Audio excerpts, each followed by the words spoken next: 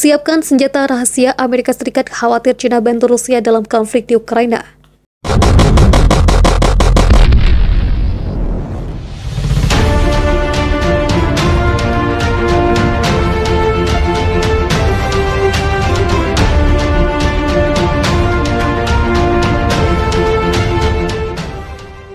Amerika Serikat memperhitungkan gabungan kekuatan Rusia dan China baik secara militer maupun ekonomi.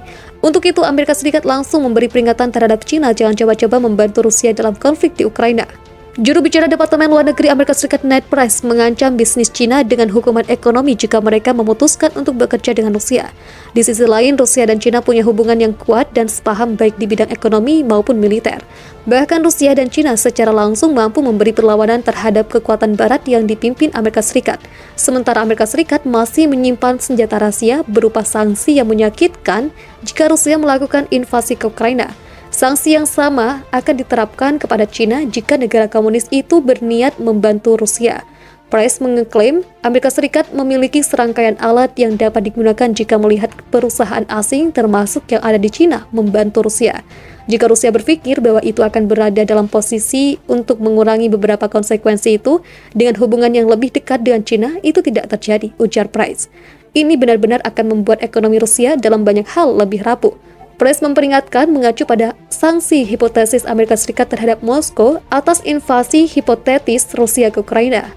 Price terus memperingatkan Rusia bahwa mereka tidak dapat bertahan tanpa Barat, apalagi selama ini sudah banyak melakukan transaksi. Dalam konferensi pers yang sama, Price mengklaim memiliki bukti intelijen Amerika Serikat bahwa Rusia merencanakan serangan bendera palsu di Ukraina untuk membenarkan invasi ke negara itu.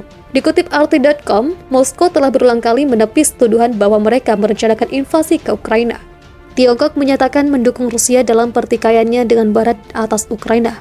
Dukungan itu diungkapkan dalam persetujuan yang diberikan Tiongkok terhadap Rusia bahwa aliansi militer NATO yang dipimpin Amerika Serikat tidak boleh menerima anggota baru.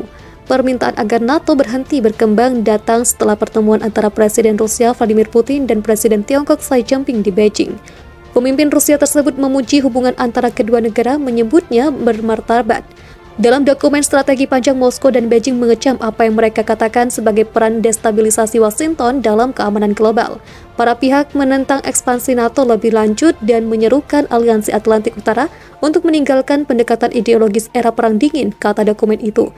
Dikutip pikiran rakyat Depok.com dari Al Jazeera, mereka mendesak penghormatan terhadap kedaulatan, keamanan, dan kepentingan negara lain. Seruan itu menggemakan tuntutan dari Rusia di pusat negosiasi intensif selama berminggu-minggu antara Moskow dan Barat, di bawah bayang-bayang potensi konflik. Negara Barat menuduh Rusia mengumpulkan sekitar 100.000 tentara di perbatasan Ukraina pro-Barat dalam persiapan untuk invasi. Mereka telah berjanji untuk menjatuhkan sanksi yang menghancurkan pada Moskow jika menyerang. Akan tetapi, Rusia telah membantah rencana semacam itu. Dokumen yang dirilis oleh Beijing dan Moskow juga mengkritik dampak negatif Washington terhadap perdamaian dan stabilitas di kawasan Asia Pasifik. Rusia dan Tiongkok juga mengatakan bahwa mereka sangat prihatin dengan aliansi pertahanan AUKUS termasuk Australia, Inggris, dan Amerika Serikat. Dmitry Babich, seorang analis politik di perusahaan berita Rosia Segotnya, mengatakan Amerika Serikat dan NATO harus mengubah kebijakan mereka terhadap Rusia dan Tiongkok. Kedua negara menghadapi tantangan yang sama, bahaya yang sama dari Amerika Serikat dan negara-negara Barat lainnya. Katanya menyebut kebuntuan atas Ukraina perkembangan yang sangat disayangkan. Rusia tidak menginginkannya, Tiongkok tidak menginginkannya, tapi seperti yang kita ketahui dari sejarah, ancaman bersama ancaman nyata menyatukan negara lebih baik daripada aliansi formal manapun, kata Babich. Kanselir Jerman Olaf Scholz adalah pemimpin Eropa terbaru yang mengumumkan kunjungan ke wilayah itu, mengatakan dia akan pergi ke Ukraina pada 14 Februari dan Rusia pada hari berikutnya. Presiden Prancis Emmanuel Macron akan mengunjungi Moskow pada Senin mendatang dan Kiev pada Selasa untuk melakukan pembicaraan dengan rekan-rekannya dari Rusia dan Ukraina. Pertemuan Putin dengan Xi Jinping terjadi setelah Amerika Serikat mengatakan memiliki bukti rencana Moskow untuk memfilmkan serangan Ukraina palsu terhadap Rusia untuk membenarkan serangan terhadap tetangganya. Juru bicara Pentagon John Kirby mengatakan Amerika Serikat memiliki informasi bahwa Rusia kemungkinan ingin mengarang dalih untuk invasi, tetapi tidak memberikan bukti. Rusia yang telah berulang kali membantah rencana invasi mengatakan klaim Amerika Serikat tidak masuk akal. Sifat delusi dari pemalsuan semacam itu dan jumlahnya semakin banyak setiap hari sudah jelas, kata Menteri Luar Negeri Sergei Lavrov.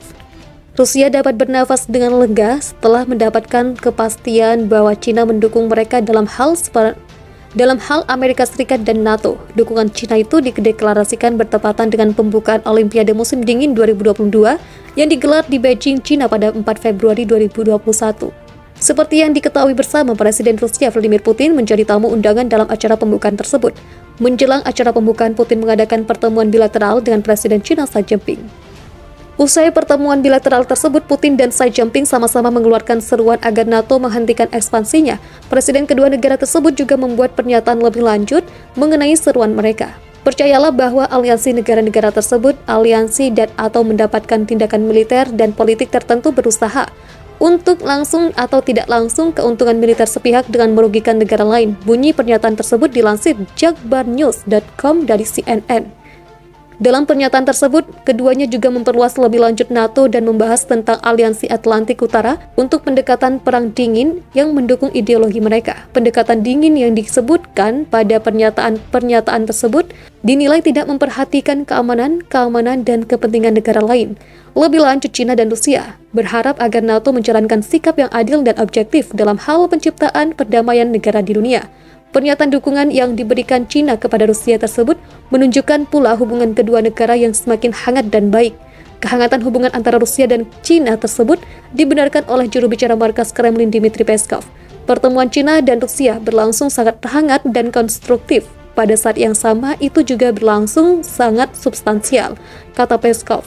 Pada pertemuan bilateral tersebut dibahas pula mengenai kemitraan perdagangan, masalah regional internasional, dan jaminan keamanan untuk dua negara tersebut.